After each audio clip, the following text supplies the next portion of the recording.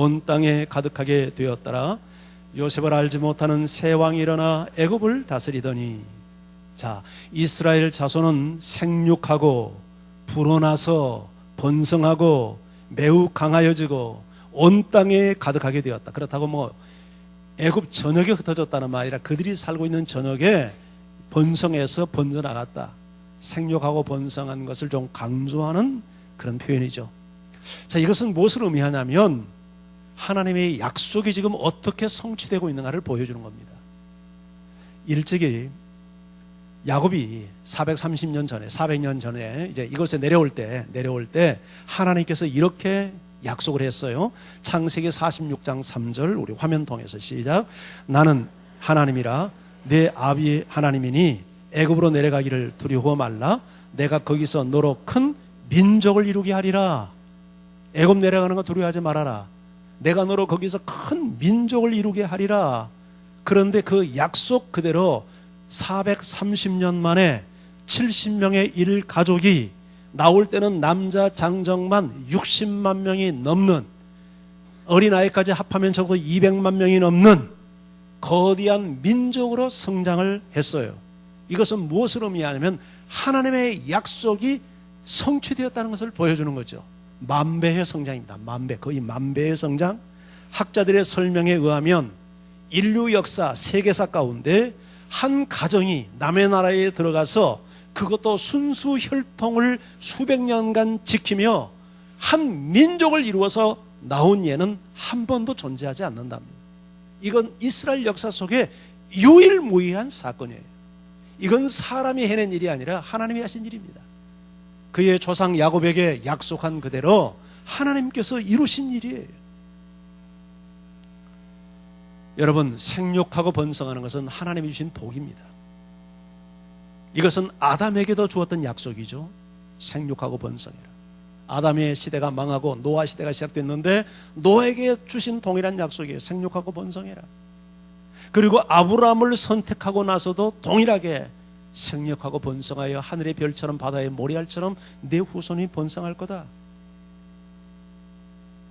이것은 무엇을 의미하냐면 이 땅 위에서 하나님의 백성들이 증가해 갈 것을 하나님께서 바라시는 거예요.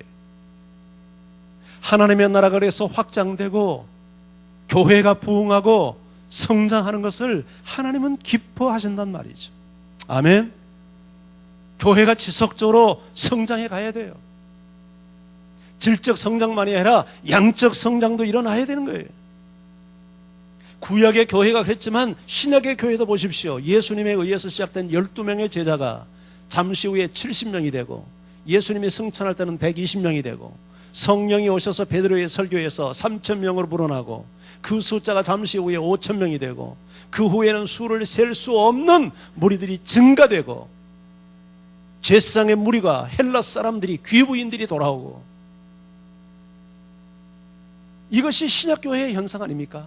1세기 만에 그들이 예루살렘과 유다와 사마리아와 땅끝까지 로마까지 복음이 전파되는, 이게 하나님의 관심이고 하나님이 하신 일이에요.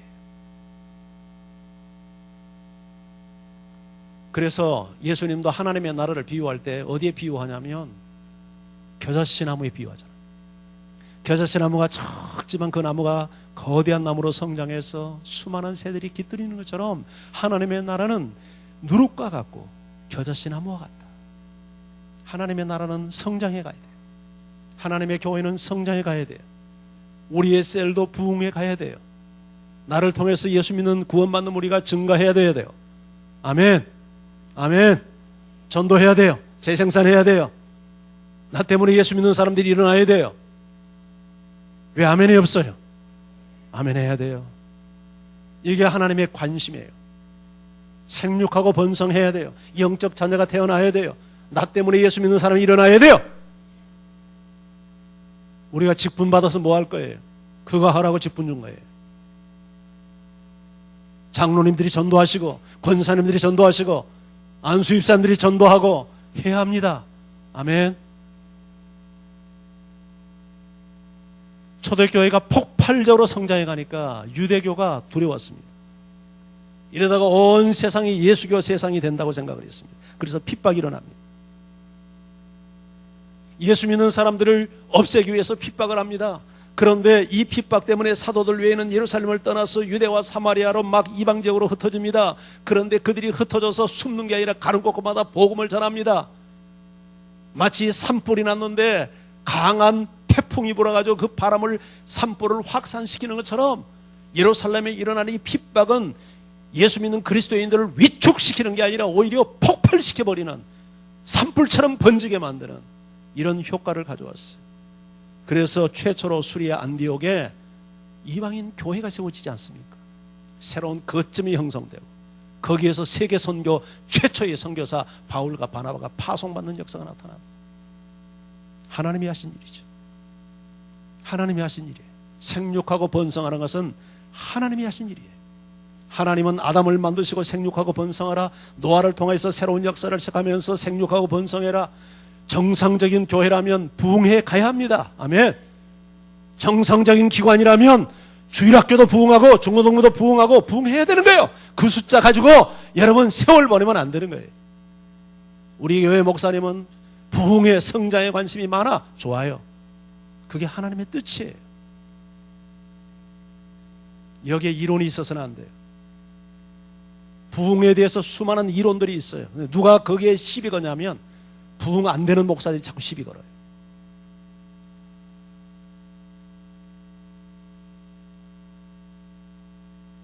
이렇게 핍박이 일어나는데도요, 참신앙을 보셔요. 절대 여러분 무릎 꿇지 않습니다. 이렇게 가혹한 핍박을 초대교회가 하는데도, 진정한 이렇게 가혹한 여러분 이제 핍박이 일어나는데도 예루살렘 이스라엘 백성들이 숫자가 줄지 않아요. 초대교회가 위축당하지 않습니다. 오히려 더 믿음이 견고해집니다. 우리가 기독교 역사를 봐도 그렇습니다. 기독교가 타락하고 병들고 쇠락할 때는 평안의 시대에, 잘 먹고 잘 살 때, 그럴 때 기독교가 쇠락하고 믿음의 사람들의 숫자가 떠나 줄렀지, 핍박받을 때는 언제나 부흥했어. 우리 한국도요, 우리 남한도 핍박이 좀 와야 돼요. 그래서 북한을 없애지 않고 두신 이유가 교회 때문에 두신 것 같아요. 핍박이 어느 정도 필요해요. 그래야 교회는 정신 차리고 신앙의 순수성을 유지해요. 중국 보세요. 문화혁명이 일어나고 나서, 여러분 모택동에 의해서 문화혁명이 일어나가지고 가장 피해를 많이 본 것이 교회입니다. 예배당 폐쇄시키고 선교사 추방시키고 교역자들 다 감금하고 성경을 불태우고, 그래서 기독교는 끝났다고 생각을 했어요. 중국의 기독교회는 존재하지 않는다고 생각을 했어요. 그리고 40년의 세월이 흘렀어요. 등소평이 등장하면서 새로운 개방 정책을 다시 추구합니다. 그래서 세방 세력을 받아들이다 보니까 너희들 종교자유 허락하자면 안 된다 해서 가시적으로 종교자유를 허락하기 시작을 했어요. 공식적으로 3자 교회가 있지만 그것은 정부의 감시를 받아야 되고, 진정한 신앙의 자유가 허락된 것은 전부 다 지하교회, 언더그라운드 처치입니다. 이 사람들이 전부 다 교역자가 없으니까 평신도가 리더십을 갖고, 교회당을 없으니까 가정에서 모이고, 그러면서 오히려 평신도 리더십이 길러지고, 그렇게 되면 교회가 없는 줄 알았는데 뚜껑을 열어보니까 불과 50년 만에 100명밖에 안 됐던, 정확한 중국은 통계가 불가능하지만 대략적으로 100명 정도였던 기독교인들이 50년 만에 5천만 명이 넘는 숫자로 폭발적 성장을 했어요. 누가 한 일이에요? 하나님이 한 일이에요. 생육하고 번성해 가는 것은 하나님의 뜻입니다. 아멘. 우리 교회에 더 부흥해 가야 합니다. 우리 교회 더 부흥해야 돼요. 우리 교회가 수용 못하면 분배해야 돼요. 그렇게 해서는 우리 교회가 뭐 숫자 큰다고 저 있을 때는 뭐 더 이상 교회 건축하고 싶지 않아요. 제 다음 때에 와서 능력이 더 탁월한 분이 와가지고 뭐 옆집 예지마트 사가지고 그때는 하세요. 저 있을 때는 뭐 건축하고 싶지 않으세요. 걱정하지 말아요. 헌금하러 갈 테지 않을 테니까. 이거 교회가 부흥하면 그러면 어떡하나? 나누면 돼요. 나누면. 저는 그러고 싶어요. 예, 나누어서 뭐 우리 교회가 뭐 수용 못하면 부흥화시키면 되지. 우리 부목사, 능력 있고 똑똑한 부목사 해서 내보내면 되지. 예, 그럴 생각이에요. 예, 그러게 걱정하지 말고 열심히 전도하고 부흥해야 돼. 아직은 뭐 빈자리도 많고 하니까 아직은 뭐 별로 나눌 생각이 없어요. 그러나 도저히 우리 교회가 수용을 못하면 장로님 그때는 나누십시다. 네.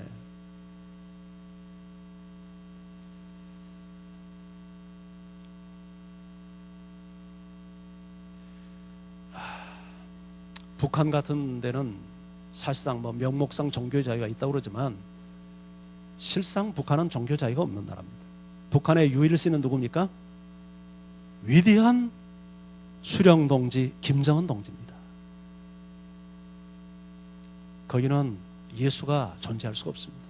그건 전부 다 대외적으로 보여주기 위한 그건 샘플 교회고 실질적으로 예수 믿는 사람은 죽습니다. 북한에서. 김정은 이외에 누구를 신으로 섬깁니까? 있을 수가 없는 겁니다. 예수 믿다가 걸리면 죽거나 수용소 가야 되는 겁니다.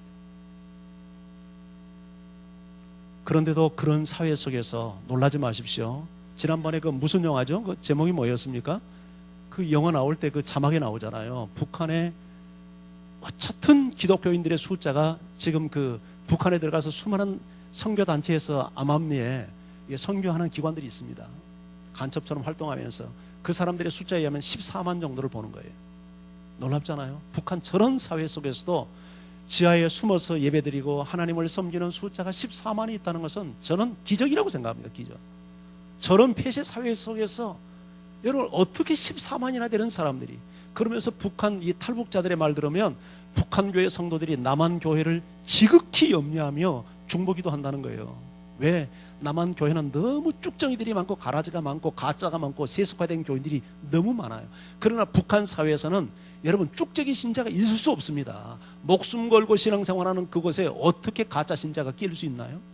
근데 남한에는 너무 거짓 성도가 많고 쭉정이 성도가 너무 많아서 남한 사회를 북한 성도들이 염려하고 걱정하면서 기도한다는 거예요. 이스라엘 백성들이 이렇게 막 번성을 해가니까 요셉이 알지 못하는 새로운 왕이 애굽에 등장을 했습니다. 단순히 왕이 바뀐 게 아니라 왕조가 바뀌었어요. 왕조가. 역사학자들에 의하면 이 왕조를, 새롭게 등장하는 왕조를 19왕조라고 하는데, 19왕조는 어떤 왕조냐면 요셉이 애굽에서 총리가 됐을 때 왕조가 18왕조입니다. 18왕조인데 이 18왕조는 어떤 사람이냐면 셈족의 힉소스라고 하는 왕족이에요. 힉소스. 그런데 19왕조가 어떤 사람은 애굽 계열의 순수 애굽 혈통, 이 사람들이, 그러니까 셈족이면은 지금 아시아권의 사람들이잖아요. 아시아권 사람들이 이집트에 와가지고 정권을 잡고 한 150년 동안을 다스렸어요. 근데 그들을 몰아내고 19왕조를 세웠는데 그 첫 왕을 역사에도 등장하는 토트모스 1세로 학자들이 다 봅니다. 자, 이 왕이 등장하고 와서 이스라엘 백성들의 이 폭발적 성장을 보면서 애굽에 큰 위협이 되겠다고 생각을 해요. 왜냐하면 혈통이 다르잖아요. 혈통이, 피부색도 다르고 이 족보가 완전 다르단 말이죠. 자, 9절에서 10절 성경을 읽습니다. 시작. 그가 그 백성에게 이르되 이 백성 이스라엘 자손이 우리보다 많고 강하도다. 자, 우리가 그들에게 대하여 지혜롭게 하자. 두렵건대 그들이 더 많게 되면 전쟁이 일어날 때에 우리 대적과 합하여 우리와 싸우고 이 땅에서 나갈까 하노라고. 자, 이 왕이 하는 말이 이스라엘 백성이 우리보다 많고 강하다. 이건 조금 과장법이죠. 과장이에요. 애굽보다 많을 수가 없죠. 자, 이렇게 과장법을 써서 애굽 사람들을 단결시키는 겁니다. 이게 정치적 발언을 한 거죠. 단결을 시키는 거예요. 자, 그러면서 애굽 백성에게 우리가 지혜롭게 행하자 선동을 합니다. 어떻게 선동을 하냐면 그들의 숫자가 더 많아지면, 이스라엘의 숫자가 더 많아지면 전쟁이 날 때 그들이 우리의 대적과 합류해서 우리를 대적하고 이 땅을 떠날 것이다. 그러니 지혜롭게 하자. 그 지혜롭게 하기 위해서 세 가지 정책을 냅니다. 그게 오늘 성경에 나오는 내용인데, 그 첫 번째가 인구 감소 정책인데, 그 감소 정책을 하기 위해서 제일 먼저 하는 게 중노동을 시키는 거예요. 중노동. 히브리 사람들을 노예로 잡고 강제노동을 시키고 중노동을 시켜서 너무 일에 지쳐서 애를 못 낳게 만드는 거예요. 이해가 되죠? 자, 11절을 같이 한번 읽어봅니다. 11절 말씀 시작. 감독들을 그들 위에 세우고 그들에게 무거운 짐을 지워 괴롭게 하여 그들에게 바로를 위하여 국고성 비돔과 나암셋을 건축하게 하니라. 그들 위에 그들을 감독하는 감독관을 세우고 중노동을 시켜서 그들을 괴롭게 하자는 거예요. 그래서 인구 증가하는 것을 억제시키자는 거예요.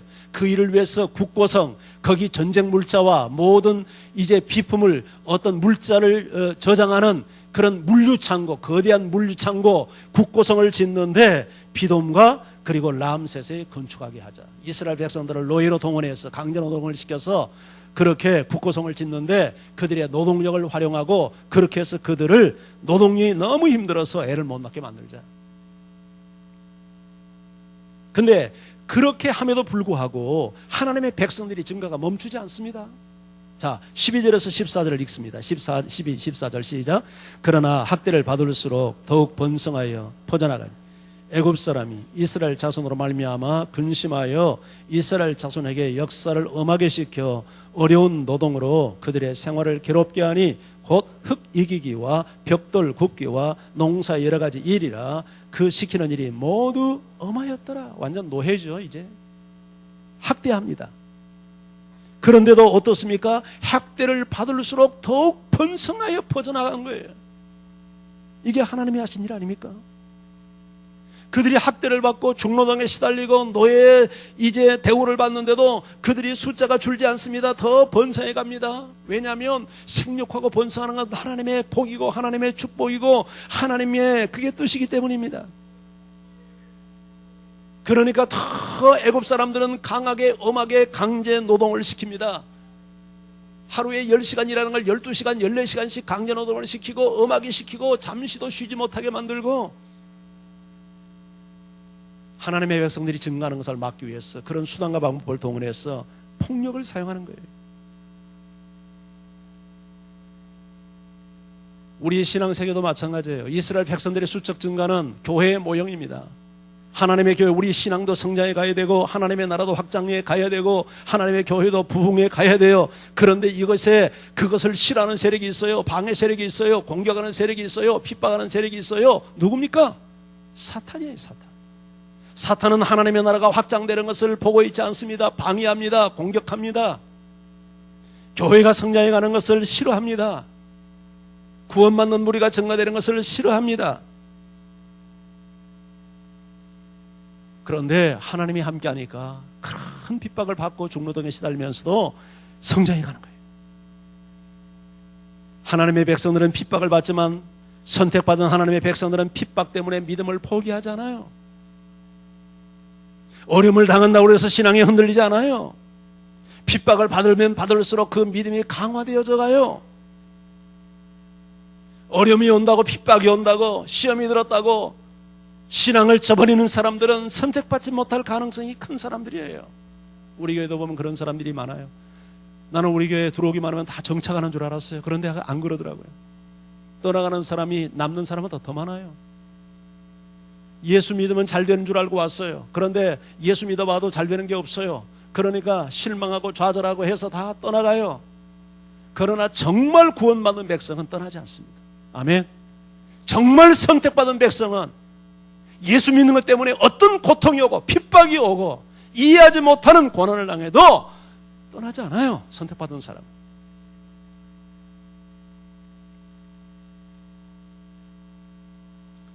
애굽 왕이 이스라엘 백성들을 중노동으로 괴롭히면 숫자가 줄 것이라고 생각했지만 오산이었어.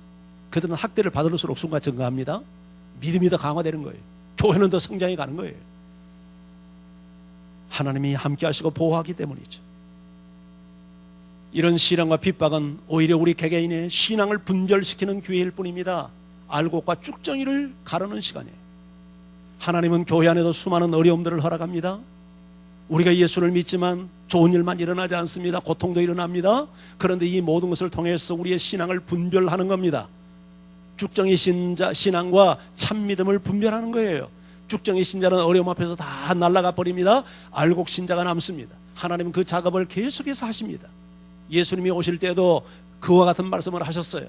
여러분, 그 심판은 말세에 가서만 하는 게 아닙니다. 그건 최종적인 심판이고 지금도 계속해서 우리 신앙생활 할 때 보면 이런 심판의 역사는 계속돼요. 환난과 핍박과 이런 것을 통해서 믿음 없는 사람들, 쭉정이 신자를 계속해서 가려냅니다. 그리고 누구만 남냐면 알곡만 남게 하는 거예요. 알곡만. 저는 여러분 모두가 알곡 신자 되기를 주의 이름으로 축원합니다. 이런 고된 중노동을 시켜도 계속 증가해 가니까 또 일을 더합니다. 흙이기기, 벽돌 굽기, 농사일 하기. 그것도 효력이 없으니까 이번에는 두 번째 정책을 발표하는데 이스라엘의 모든 남자아이들을 죽이라고 지시를 합니다. 15절에서 16절입니다. 15절 16절 시작. 애굽 왕이 히브리 산파 십보라라 하는 자와 부하라 하는 자에게 일러 가로되 너희는 히브리 여인을 위하여 조산할 때에 살펴서 남자이든 죽이고 여자이든 그를 살게 두라. 여기 이름이 등장해요. 왕의 이름도 등장하지 않는데, 바로의 왕도 이름도 누군도 등장도 하지 않는데 여기 십보라와 부하의 이름이 등장합니다. 생명을 살리는 하나님의 사람들이니까 그 이름을 기록해 주었다고 봐요. 이들은 두 사람이 모든 이스라엘 전체 백성들의 산파 역할을 한 게 아니라 산파의 우두머리들이죠. 이들이 지도자들이죠. 이들을 불러서 남자가 태어나면 죽이고 여자는 살려둬라, 그렇게 지시를 하는 겁니다. 지금도 마귀는 교회가 재생산을 하지 못하도록 수단 방법을 동원해서 막습니다. 교회가 전도하지 못하게 만듭니다. 성도들의 십시심제는 입술을 통해서도 전도하지 못하도록, 교회가 전도 전자도 꺼내지 못하도록 그렇게 입을 막아요. 이게 사탄의 역사죠. 실질적으로 보십시오. 여러분, 신앙생활 10년 하면서 전도한 사람 몇 사람이나 됩니까? 이게 정상적이라고 봅니까? 교회가 영혼을 구원하는 구원의 방주라고 입으로는 떠들지만 교회를 통해서 과연 얼마나 지금 구원되고 있습니까? 우리 교회 같은 경우는 그래도 그나마 한국의 모범적인 교회랍니다. 나는 모르겠는데 우리 교회 온 분들이 다 얘기를 합니다. 성현교회 같은 교회는 특별한 교회라고. 얼마나 지금 전도가 안 되면 그런 말을 하겠어요. 얼마나 전도가 안 돼요. 특별히 여기에 사탄이 누구를 노립니까? 태어나는 아이들을 죽이라는 거예요. 아이들. 이게 사탄의 전략이에요. 예나 지금이나 어린아이를 죽이는 전략을 씁니다. 오늘날도 한국교회 안에 주일학교 없는 교회가 몇 프로? 50%! 믿어집니까? 근데 이게 현실이랍니다. 주일학교 없어 보세요. 어떻게 됩니까? 앞으로 30년, 40년 후에 유럽교회 되는 거 아닙니까? 노인들만 모이는 교회 되는 거 아니에요? 어린아이가 없는데, 미래의 꿈나무가 없는데, 어린이를 전도하지 않으면, 가장 전도하기 좋은 어린이도 전도하지 못하면 어른 전도 됩니까? 머리가 굳을 대로 굳고 세상의 이론과 사상에 완전 쩌들어 있는 어른이 전도 되겠느냐고요. 어린이 전도 안 되는데, 중고등부가 전도 안 되는데. 그래서 제가 우리 교육자들 보면 전도 열심히 해라, 전도 열심히 해라, 늘 쪼는 게 전도입니다. 그래도 비교적 우리 교회는 그래도 명색이 전문가들이다 하는 교회에서 좀 낫습니다. 물론 양은 안 차지만.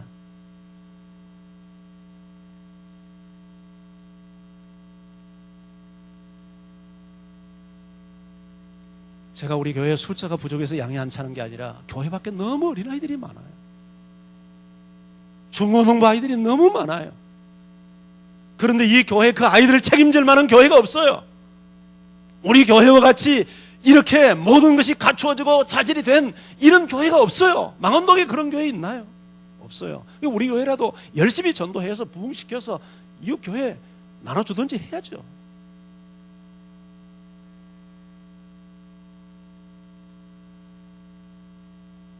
얼마나 한국교회가 지금 고령화되고 있는지. 지난주에도 우리 주일날 우리 교회에 왔던 이병준 교수님이 입에 침이 마르도록 1년이면 300번 이상 밖에 이게 나가서 강연한다고 그러잖아요. 거의 주일마다 다른 교회 나가서 하는데 우리 교회 특별한 교회라고 칭찬하더라고요. 이렇게 젊은이들이 많이 모이는 교회가 없다는 거예요. 오늘 우리 박규성 목사가 스승의 날이라고 저 불러서 점심 사줍디다. 목사님, 우리 노예요. 제가 다 다녀봤는데요, 성현교회 같은 교회 없습니다. 전부 다 고령화되어 있습니다. 우리 교회 정말 좋은 교회입니다. 제가 나와서 보니까 그렇습니다. 뭐 밥 사주면서 근데 아부할 일이 있어서 뭐 그런 말 하겠습니까? 내가 우리 교회가 뭐 특별하다는 게 아니라 여러분 그만큼 지금 비정상적입니다. 한국 교회가. 안 되면 열심히 나도 전도해야 되는데 한국 교회 안 된다 이 말만 하고 전도도 안 해요. 다음 주 월요일 날 우리 교회에서 우리 노회 세미나입니다. 우리 교회가 지금 우리 노회가 180교회입니다. 우리 교회가 두 번째로 큰 교회입니다. 오륜교회 다음에 우리 교회예요. 너무 양극화되어 있습니다. 중간층 교회가 없어요. 너무 빈약해요, 교회들이.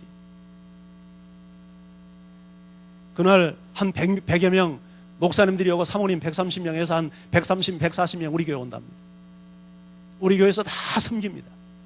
강사, 좋은 강사 불러서 강사료도 우리가 주고 밥도 먹이고 선물도 주고 책도 받아가지고 주고 우리가 돈 많이 씁니다. 저도 1시간 강의를 맡겨져서 제가 좀 쓴소리를 좀 하려고 합니다. 좀 가슴 아픈 얘기를 좀 하려고 합니다.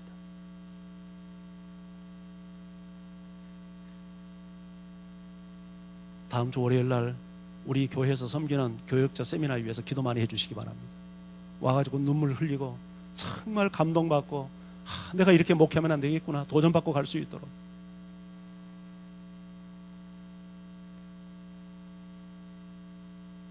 바로가 이처럼 아이들 죽이라고 하는데 여기 보세요. 두 산파, 사실 오늘 핵심 주제는 이 부분에 있습니다. 이 두 산파가 정말 믿음이 좋은 산파예요. 이들에 의해서 이스라엘 백성들이 아이들이 삽니다. 자, 17절 말씀 우리 같이 한번 읽어봅니다. 시작. 그러나 산파들이 하나님을 두려워하여 애굽 왕의 명을 어기고 남자를 살린지라. 이 말씀 보세요. 산파들이 누구를 두려워해요? 하나님을 두려워해서 누구 명령을 어겨요? 왕의 명령을 어겨요. 그리고 남자아이들을 살려요. 왕의 명령을 어겨요. 히브리 산파들은 왕의 명령을 거역할 계제가 아닙니다. 군주사회입니다. 군주사회. 왕의 명령을 어기면 죽는 거예요. 그런 무서운 사회예요. 보세요. 이스라엘의 모든 남자아이들을 다 죽이라고 명령한 왕이 만약 그 명령 산파가 어기면 그 목숨 부지할 수 있겠습니까? 오늘날 같은 문명시대에도 저 북한 사회 보십시오. 김정은이가 권력의 제2인자, 국방 최고의 권력자, 자기 연설하는데 졸았다고 죽였답니다. 말대꾸 한 번 했다고 죽여버렸답니다. 재판도 안 받고.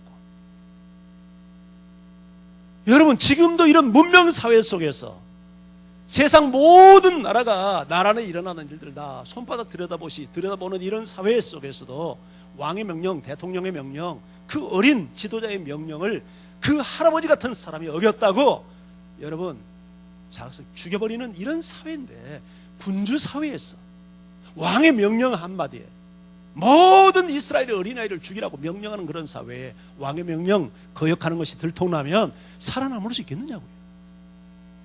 그런데 이 산파들이 하나님을 두려워해서 왕의 명령을 어겼답니다. 사람의 말보다 하나님의 명령을 더 두려워했다는 거죠. 이게 믿음 아닙니까? 믿음은 정말 두려워할 자를 두려워하는 거죠. 아멘. 사람을 두려워하는 게 믿음이 아니라 하나님을 두려워하는 게 믿음이고, 하나님을 두려워하는 사람은 거짓된 두려움에 노예가 되지 않습니다.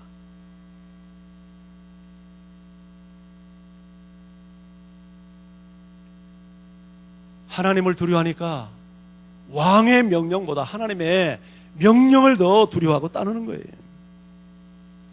왕이 두렵지 않아서가 아니겠죠. 왜 두렵지 않겠습니까? 자기 목숨 두려움을 모르는 사람이 어디 있겠어요? 더군다나 남자도 아닌 여자들이 얼마나 두렵겠습니까? 얼마나 조마조마하고 얼마나 간이 떨리겠습니까? 왕의 명령을 거역했을 때. 그런데 더 높으신 하나님의 두려움 때문에 하나님을 경외한다는 것은 하나님을 두려워하는 거 아닙니까? 그 하나님을 두려워하니까 도저히 하나님의 명령을 어기고 아이들의 생명을 죽일 수 없는 거예요. 이게 믿음이죠. 이게 하나님 때문에 오늘 우리가 회복해야 될 믿음입니다. 하나님 때문에, 하나님이 두려워서 죄질 수 없는 거예요. 하나님이 두려워서 악을 행할 수 없는 거예요. 하나님이 두려워서 내 마음대로 살 수 없는 거예요. 하나님이 두려워서 말씀을 거역할 수 없는 거예요.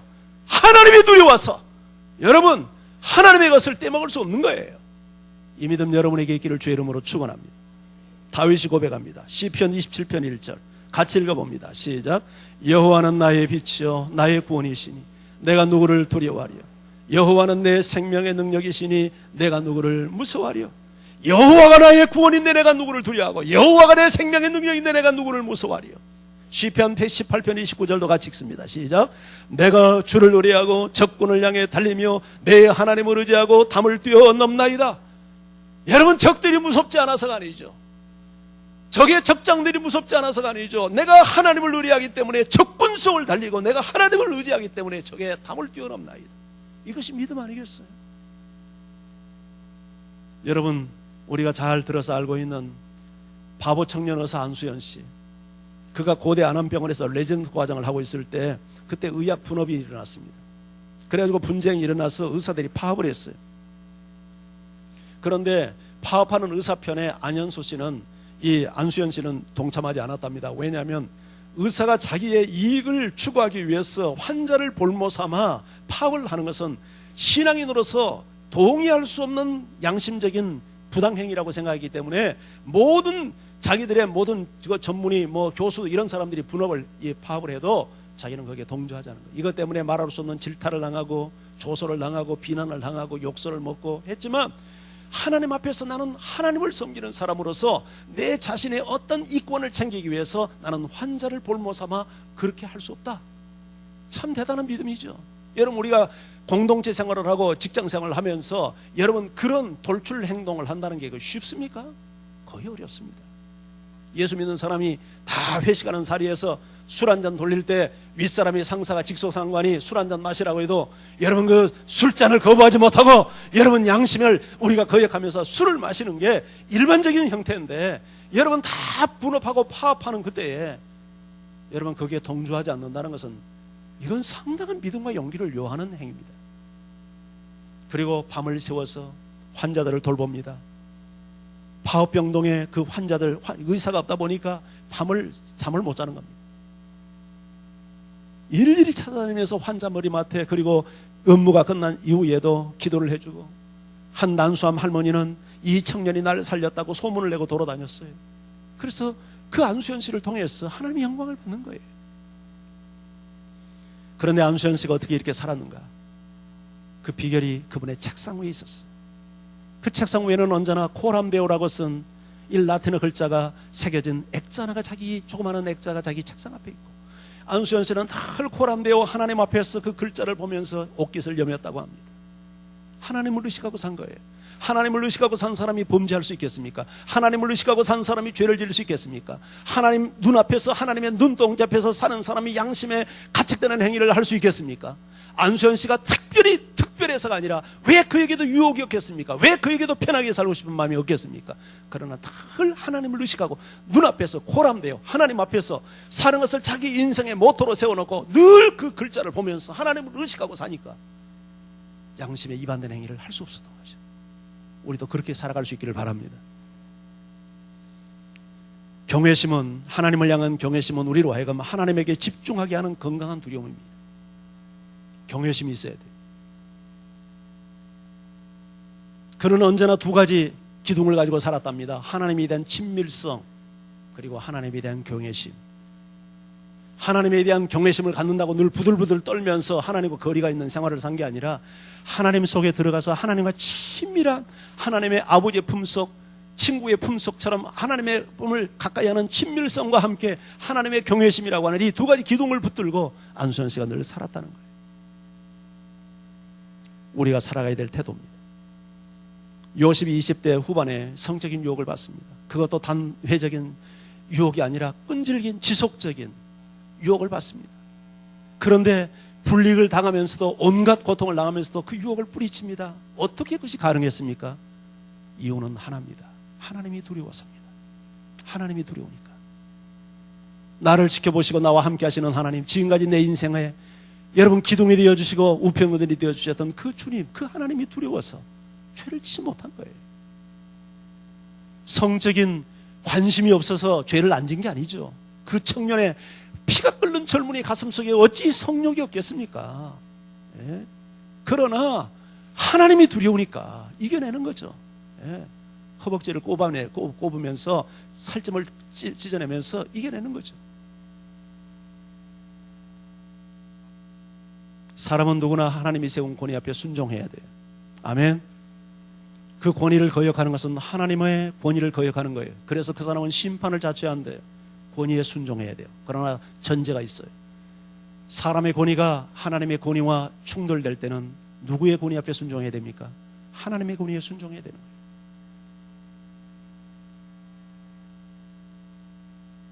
하나님의 명령을 따르기 위해서는 감수해야 될 고통이 있습니다. 상사의 말을 듣지 않고 하나님의 말을 들으면 불이익을 당합니다. 여러분, 핍박을 당할 수 있습니다. 심지어는 죽임을 당하는 경우도 있습니다. 그러나 그것이 믿음인 거예요. 오늘 이 산파들이 그 믿음을 가졌기 때문에 하나님의 백성들이 생명을 구하는 겁니다. 만약 산파들이 이 아이들의 생명을 이렇게 지키지 않았다면 모세가 태어날 수 있었겠습니까? 그리고 그 후손으로 다윗이 태어나고 예수 그리스도가 올 수 있었겠습니까? 그러나 자기가 죽더라도 하나님의 명령에 순종해서 하나님의 나라를 지키는 산파들이 있었기 때문에 이러한 하나님의 역사와 나라가 유지될 수 있는 거죠. 예수님도 말씀했어요. 몸은 죽여도 영혼은 능히 죽이지 못하는 사람들을 두려워하지 말고 오직 몸과 영혼을 능히 지옥에 멸하시는 하나님을 두려워하라. 몸은 죽일 수 있어도 영혼을 죽이지 못한 사람 두려워하지 말고 몸과 영혼을 함께 지옥에 멸하는 하나님을 두려워해라. 아멘. 우리는 존경할 자를 존경하고 두려워할 자를 두려워해야 돼요. 그러나 우리가 가장 두려워될 분은 누구예요? 하나님이에요. 사람은 육신만을 멸할 수 있지만 하나님은 우리의 몸과 영혼을 함께 멸할 수 있는 분이에요.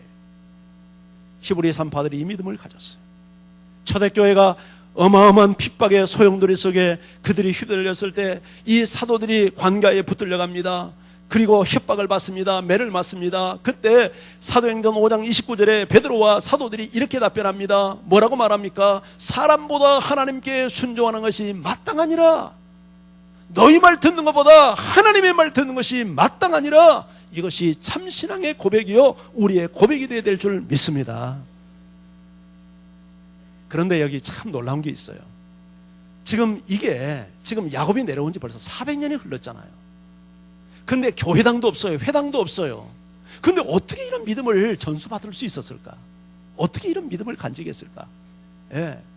교회도 나간 적이 없고 이 사람들은 아직 지금 이 구약에 지금 이 시족 사회이지만 이 문화가 아직 뭐 교회당을 만들고 무슨 회당을 만든 그런 아직 문화가 아니란 말이죠. 근데 어떻게 이런 믿음을 400년이 지나도록 간수할 수 있었을까? 계승할 수 있었을까? 그것은 가정이 교회였기 때문이죠. 가정이 교회였기 때문에. 할렐루야. 참 안타까운 게 있습니다. 목사인 저를 비롯해서 우리 중직자들의 가정을 한번 보십시오. 여러분의 자녀가 정말 신앙 안에 제대로 신앙생활을 하고 있습니까? 우리 자녀들에게 신앙을 바르게 개성시키고 있습니까? 오늘날 믿음 좋다고 하는 가정도 보면 참 우리가 그냥 열심히 돈 버는 데는 우리가 열심을 하지만 정말 내 자녀들에게 신앙을 가르치기 위해서 여러분 정말 얼마나 거기에 관심을 두고 에너지를 쏟습니까?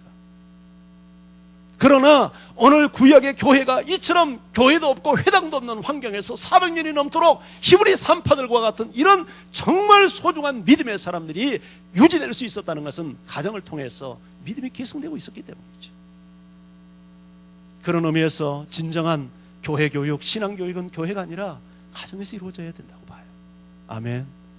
우리 엄마 아빠들이 정말 내 자녀를 무릎에 앉혀놓고 어려서부터 신앙으로 자들의 바르게 양육해야 돼요. 바르게 양육해야 돼요. 제가 자식 교육을 잘해서 한 말이 아니라 안타까워서 하는 얘기예요. 안타까워서. 저도 만족스럽지 않아요. 그러게 하기 위해서 꼭 우리가 회복해야 될 게 가정예배예요. 가정예배 포기하지 마세요. 가정예배 포기하지 마세요. 엄마들이 정신을 차려서 정말 가정예배 드리게 하고 아빠들이 가정예배 안 드리려고 해도 정말 아빠의 권위를 존중하면서 아빠가 가정예배 드릴 수 있도록 격려하고 지지해주고 권위를 존중하고 그 자존감을 세워주면서 정말 가정예배 인도할 수 있도록 하세요. 이것 이외에는 우리가 방법이 없어요. 방법이. 아이들 교회 와서 일주일에 예배 한번 드리고 간다고 안심하지 마세요. 절대 사람 안 됩니다. 그거 가지고. 집에서 우리 부모들이 신앙교육에 헌신하지 않으면. 자, 18절 19절 봅니다. 18절 19절 시작. 애고방이 산파를 불렀어 그들에게 이르되 너희가 어찌 이같이 하여 남자를 살렸느냐. 산파가 바로에게 대답하되 히브리 여인은 애굽 여인과 같지 아니하고 건장하여 산파가 그들에게 이르기 전에 해산한나이다.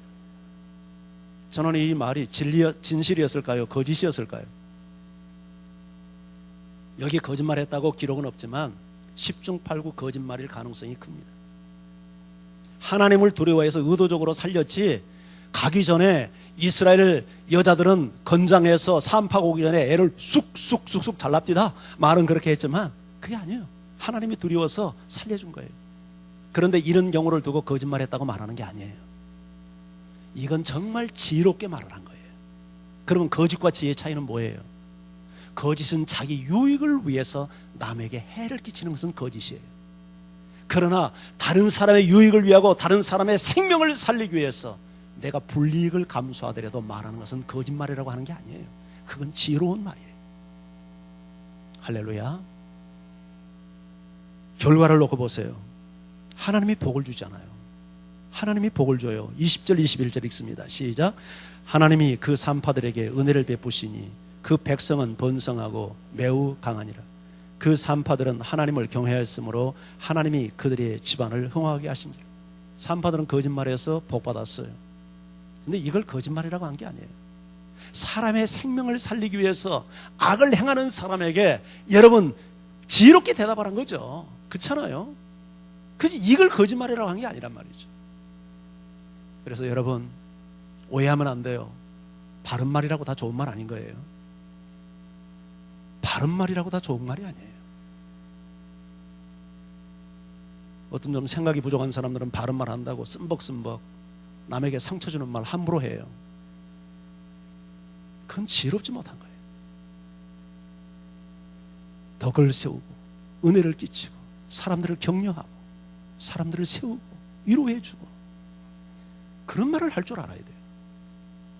바른 말이라고 해서 사람들을 상처나 안겨주고 신음하게 만들고 그렇게 말하는 사람이 되면 안 되는 거예요. 하나님께서 은혜를 베푸는데 어떻게 은혜를 베푸냐면 하나님을 경외하였으므로 하나님이 그들의 집안을 흥왕하게 했어요. 집안 잘 되게 했단 말이죠. 하나님 경외하고 믿음으로 살면 자녀들이 잘 됩니다. 집안이 잘 되는 거예요. 집안이. 그리고 뿐만 아니라 그 백성이 번성하고 매우 강하여졌어요. 우리가 신앙생활을 하면서 믿음으로 살고 교회에 충성하고 하나님의 교회가 성장할 수 있도록 열심히 전도하고 양육하고 봉사하는 데 힘써보세요. 그러면 하나님이 당신의 가정을 흥하게 할 뿐만 아니라 그로 인해서 하나님의 나라가 강소하게 만들고 교회가 부흥할 수 있도록 하나님께서 은혜를 주신단 말이죠. 아멘. 우리 신앙생활 그렇게 해야 되는 거 아니에요? 저는 하나님의 복 주심을 믿습니다. 절대 어떤 경우에도 교회를 대적하는 사람 위치에 서면 안 돼요. 기뻐하지 않습니다. 하나님이 언제나 교회를 위하는 편에 서세요. 교회 잘되게 하세요. 그러면 하나님이 여러분의 집안에 흥왕하게 합니다. 그리고 하나님의 교회를 잘되게 하는 거예요. 자, 근데 그것이 안 통하니까 마지막 극약 처방을 합니다. 22절. 자, 같이 읽습니다. 시작. 그러므로 바로가 그의 모든 백성에게 명령하여 이르되 아들이 태어나거든 너희는 그를 나일강에 던지고 딸이거든 살려두라. 히브리 산파들에게 명령해서 안 통하니까 이제는 직접 자국민에게 명령을 해서 아들이 태어나면 무조건 나일강에 가서 집어 던지라는 거예요. 딸이거든 살려두라는 거예요. 여러분 영적인 세계도 이런 일이 일어납니다. 사탄의 공격이죠. 이거 완전 100% 사탄의 공격이죠. 한 영혼 우리가 전도하는 것이 얼마나 힘이 들고 어렵습니까? 근데 사탄은요 태어나는 쪽쪽 전부 다 죽이랍니다. 나일강에 던지랍니다. 세상 바다에 다시 던지랍니다. 그래서 우리가 전도했다고 끝나면 안 돼요. 태어나는 사람이 정말 그 사람이 보호받고 성장할 수 있도록 양육해주고 돌봐주고 기도해주고 해야 돼요. 예, 태어나도 사탄의 워낙 강한 공격들이 있으니까 많은 사람들이 믿음이 좀 자랄 만하다가 시험 들어가지고 도태하고 이게 교회 안에 얼마나, 이게 사탄이 지금 태어나는 남자아이들을 다 나일강에 집어던지라는 현상, 똑같은 현상 아닙니까? 우리 교회도 그래요. 우리 교회도 심지어는 집사 직분까지 받아가지고 교회 안 나오는 사람들이 수두룩해요. 이유가 있겠죠. 나름대로 돌봐야 돼요. 셀리더가 돌보고 리렉터가 돌보고 부교업자들이 가서 돌봐주고 해야죠. 전도만 했다고 되는 게 아니에요.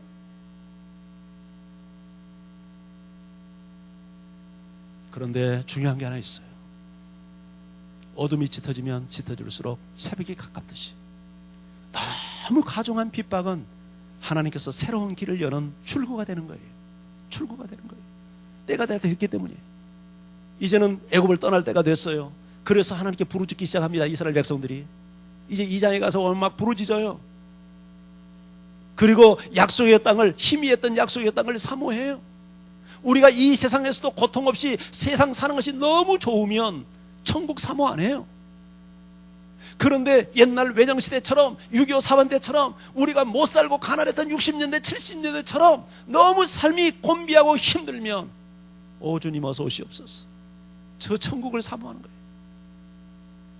하나님께서 그런 이유 때문에 이제 애굽에서 밀어내기 위해서, 우리 임신한 엄마들이 산딸이 되면 통증이 와가지고 애를 밀어내는 것처럼 하나님께서 이런 고통을 허용하신 것은 이 땅은 네가 살 땅이 아니다, 하나님을 찾아라, 하나님께 부르짖어라, 약속의 땅을 사모하라, 그런 사인을 지금 주는 거지.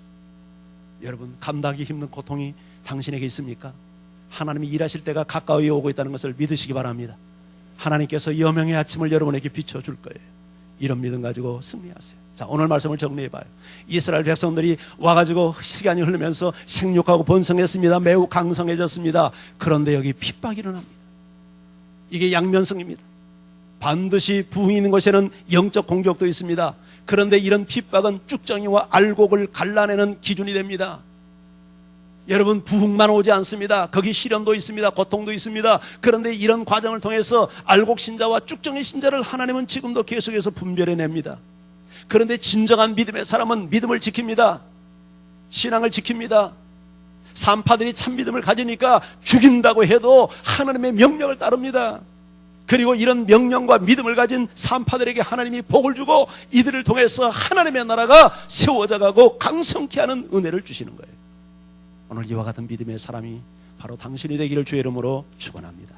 우리 같이 찬양.